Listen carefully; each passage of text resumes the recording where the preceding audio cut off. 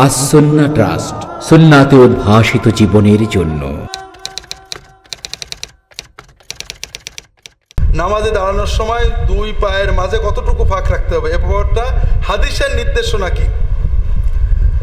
নামাজে দাঁড়ানোর সময় দুই পায়ের ফাঁক হবে যেভাবে দাঁড়ালে আপনাকে কুমু লিল্লাহি কানিতিন, অর্থাৎ বিনয়ের সাথে দাঁড়ানো বোঝায়।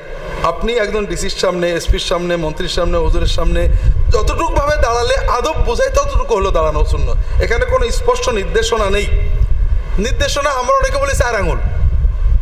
মনে করেন একজন মোটা মানুষ, সে তুই 4 আঙুল দাঁড়াতে যায় তো নামাজই পড়তে পারবে না, ঠিক না? কাজেই প্রত্যেকে তার স্বাভাবিক ইতমিনানের সাথে নামাজ পড়ার মতো করে ফাঁকা দাঁড়াবে। কথা বুঝতে পেরেছেন? যেখানে রাসূলুল্লাহ সাল্লাল্লাহু আলাইহি ওয়াসাল্লাম কোনো হাত দেননি সেখানে এটাকে স্বাভাবিক রাখতে হয়। কোনো সীমা করাটাই হলো একটা বেদাতের যাত্রা হয়।